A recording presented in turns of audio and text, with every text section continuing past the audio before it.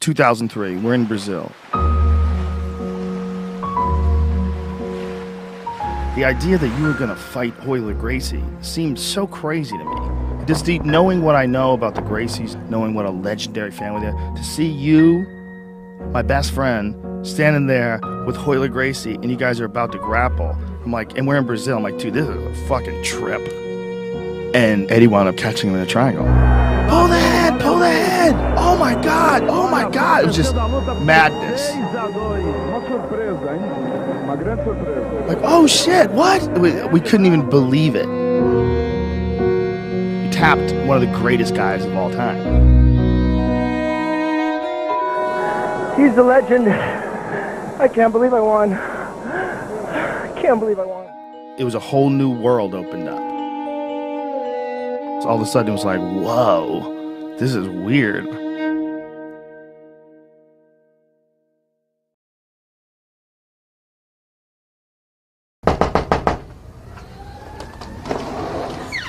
Hello, I'm Eddie Bravo, and this is actually my real crib. This is what happens when you beat a grappling legend like Royler Gracie. You just make a lot of money. That's right, that's right. There's no money in jiu-jitsu. There's no money in jiu-jitsu. Should've went to college. Mr. Eddie?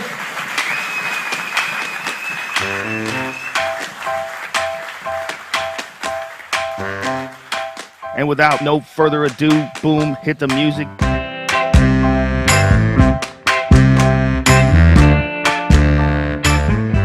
I grew up a poor Mexican kid. My mom had to raise 3 kids with $150 a week. My real father was never around. He had 18 other kids, so he didn't have that much time for me. My dad wasn't around as a playboy, and my stepdad didn't like me. It's a big fucking deal.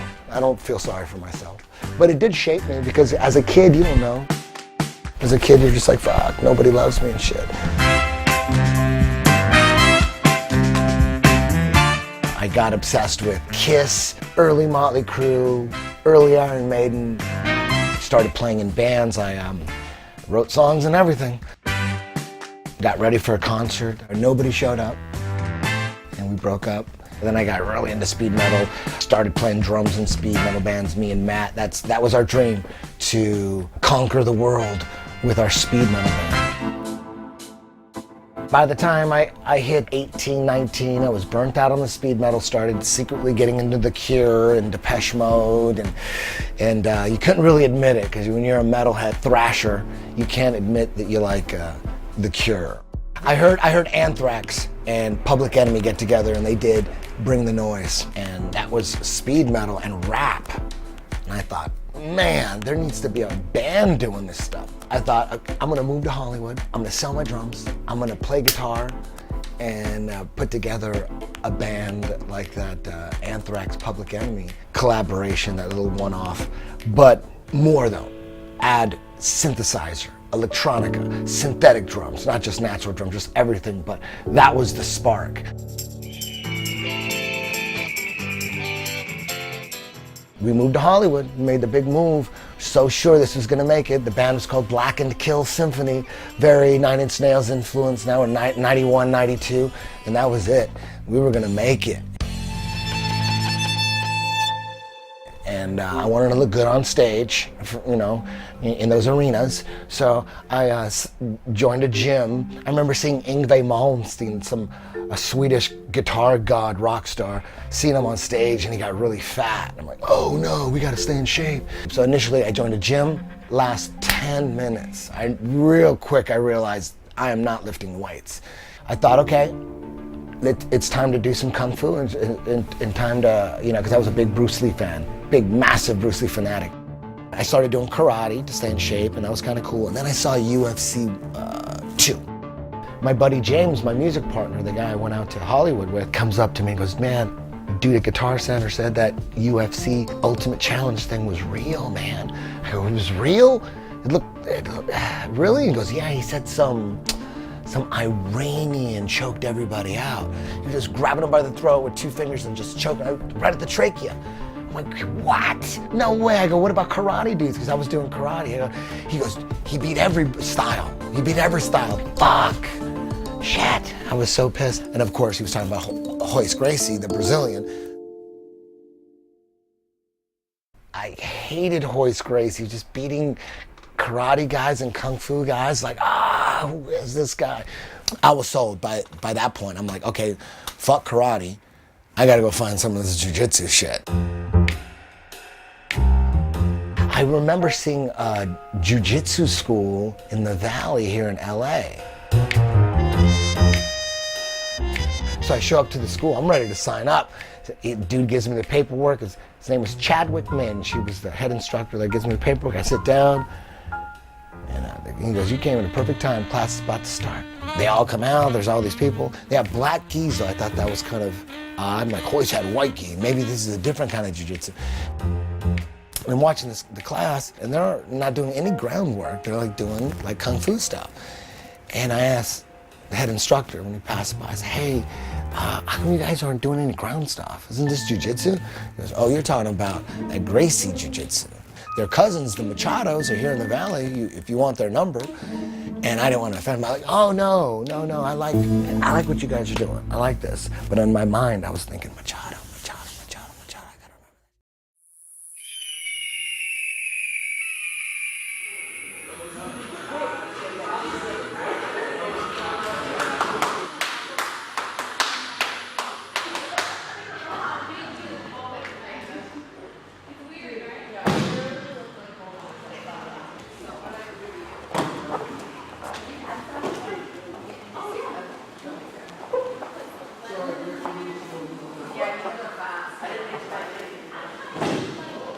I gotta remember. You're going too fast, Derek. He's an old man. Respect your elders, okay? Just because you're 14, don't think you're all bad, all right? Or 15. 14. Damn. Time flies.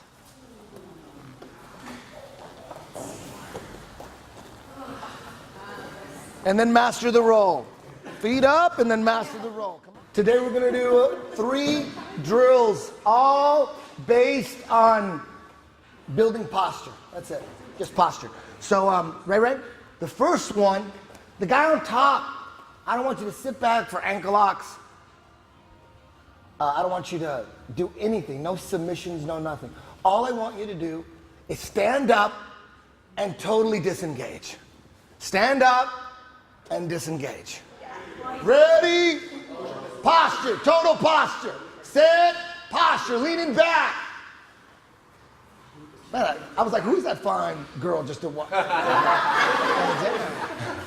I saw the bun, I was like, damn. She live. I thought you were Mila Kunis when you walked in with your shade. She fine. Mila Kunis? Are you kidding? Ready? You know who Mila Kunis is? Mila? She's the one from, damn. She married Ashton Kutcher. Think about how hot she is. Think about that. Ready? Go! You know, when I first moved to Hollywood, my uncle, Tony, said, do you know what the odds are? He goes, you could go to college, you're smart. And he goes, you know the odds of making it in music are like 1 in a million? I said, I'm that 1 in a million. And he was like, oh my God, go to Hollywood. And I went. We get to Hollywood. Me and James, we didn't even have a band. I put together all the music, he rapped on it, I sang a little bit. That was the first Black and Killed symphony demo. Went to Guitar Center and buy those books that have the addresses to all the record labels and shit. And I just flooded all of them with tapes. And right away, Rachel Matthews from Hollywood Basic is a Disney label, it's some serious business. Right away, they said, when are you playing? We want to come check you out. I'm like, we didn't even have a band yet. I'm like, damn, this is happening way too quick. They go, we like what you're doing. You're mixing up this rap and metal. We like it. We want to see you guys. So we did this gig, but we were so untight. I was so nervous backstage. Rachel Matthews showed up with Steve Jones. Boom, they came up, they were sitting right there. I'm like, oh shit, everything I ever wanted is right here. In the first song, they get up and they walk the fuck out. We watched them all get up and walk out, and it never heard from them again, and we were devastated. But we kept going and kept evolving and kept tightening up the music and all that stuff. And meanwhile, I'm doing jiu-jitsu at the same time. When I walked into Jean-Jacques Machado Academy for the first time, RCJ Machado is what it was called back then. In the back of my mind, I was thinking, okay, either this is primitive wrestling, because Royce didn't fight no wrestler, not in UFC 1 or 2. He didn't fight any wrestlers. That didn't come till later. Either it's primitive wrestling or super advanced wrestling. And I went in there and I got choked 37 times by a purple belt, Dave Meyer. He just put a clinic on me. And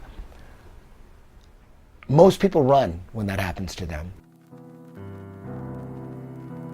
Most people's DNA will get activated, like their primal monkey DNA, to say, listen, you just got humiliated here. Everybody in here, you are the weakest one in this room. You need to get the fuck out of here and never be exposed like that ever again. Get out. That's what most people's DNA says. And when I got tapped out 37 times, I didn't run. Like everyone who stays, we think the same thing, like, wait a minute, I can learn how to do this to guys that walk in off the street. That was my first goal, was like, whoa, I want to get good enough to do what you did to me. That would be amazing. You did anything you wanted to me. I couldn't stop you. I just wanted to beat the dude that had zero experience. I wanted to be able to run a clinic on it. That was my first goal. If I could do that, because I knew most of the world was that guy. Look at this. Boom. What now? What now, Mr. Flexi Man? Oh shit, no you didn't. Man, that was nice. Do it again, let me see. Let me see. We're here. We just brought that thing all the way over. Hey, get it. Put yourself in a dead orchard for that camera right there. Cinch it up. That's a self-inflicted dead orchard right there. It's easy. Try it. You should be dead orcharding people right away too. This should be the stuff we were working on with Ben. You should jump in on that, because you're going to be you're going to be a dead orcharder.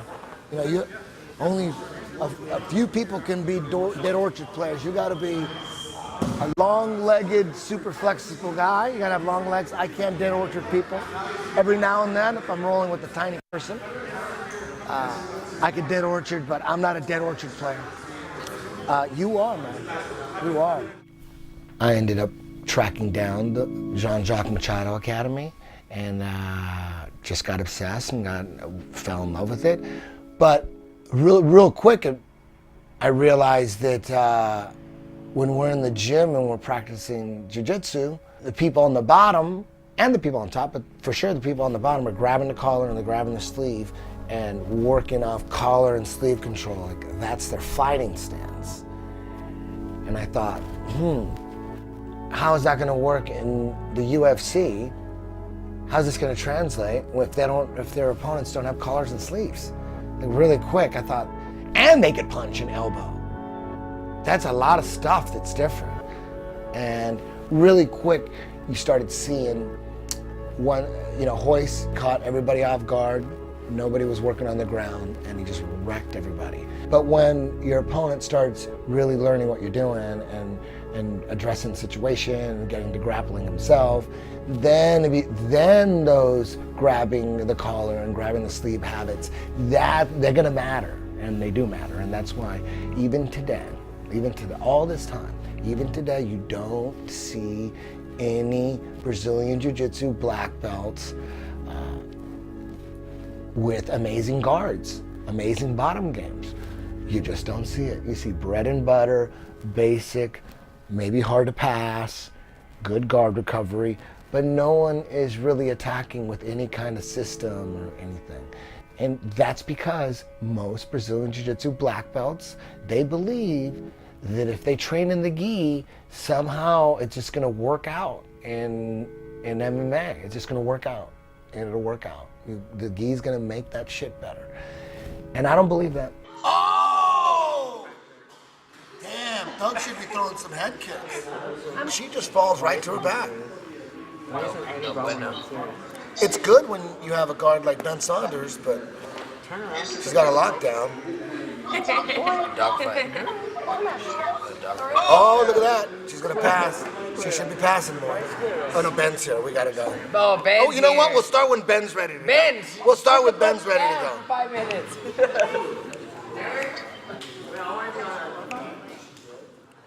My name is Ben Killaby Saunders. I'm a professional mixed martial artist, and right now I'm currently in Los Angeles training with the infamous Eddie Bravo at 10th Planet Jiu-Jitsu headquarters.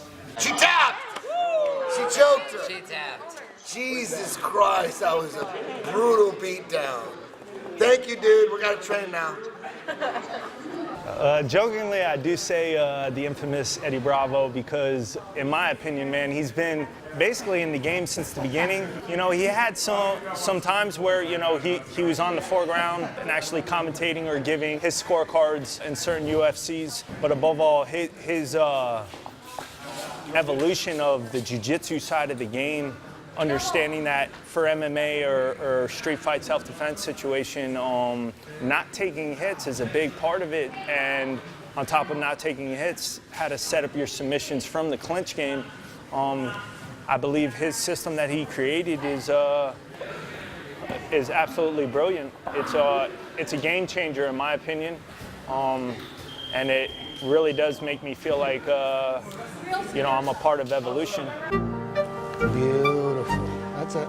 Again, when I started analyzing all this, I just started looking at, okay, what is the best guard for MMA? What do you have to do? First we need to shut down the strikes. How do we shut down the strikes? You just look at Renzo and you just look at Rickson. Look at their fighting stance. The fighting stance is important. All right? Because if you're gonna fight in a kickboxing match where you're standing like this, but when you train, you're training like Kung Fu, and you're doing Kung Fu movement, that's not smart. In my opinion, if this is the fighting stance, and this is your defense, you have to work your offense off that fighting stance. If you're training your jiu-jitsu for MMA, that must include your bottom game clinching as if they were gonna punch you. If you don't have sweeps off those clinches, then you're not gonna sweep anybody in MMA, and that's why you don't see it. So that's where the rubber guard came from, that's where it was born from, that's where my lockdown half system all stems from. It's all clinching to stop punishment, but moving from clinch to clinch, inch by inch, avoiding getting damaged and setting them up to finish them or sweep them. That's the only way it's gonna work in MMA. That's the only way, and that's what's going on right now. And that's what I've been doing the last 10 years, is focusing on that. I tapped out Royler, and immediately I was like miserable at my job.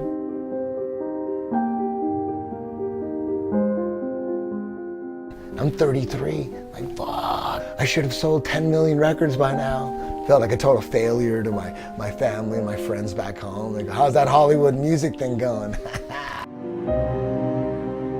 A friend of mine said, man, you should walk away from that job and open up a school, man. I'll help you, I'll buy the mats. Let's do this, this is the time. You gotta strike right now. Walk away. So I walked off that show. I quit. I would rather be broke and teach, be my own boss. I just realized it right there. I just realized it. Like, this is what I'm gonna do. I'm gonna teach jiu-jitsu and be my own boss and not worry about shit. Put your head on the ground.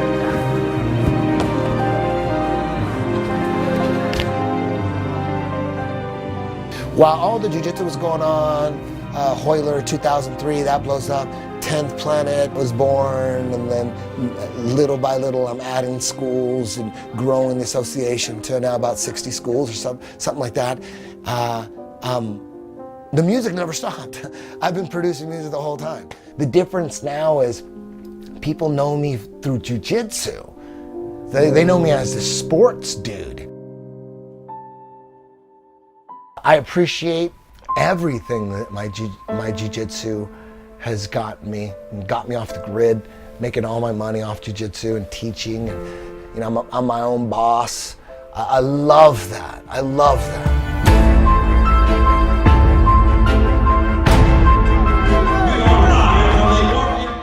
I approached EBI pretending that I had a shot to put a jiu-jitsu show on TV. That makes you know, oh, this dude's about to talk some fucking vengeance shit. What 55-pound tournament has $20,000 on the line? Most of the BJJ community is still resistant. Who doesn't want to see two dudes go for the kill? Kidding? This is EBI 5. And I thought, let me build an empire.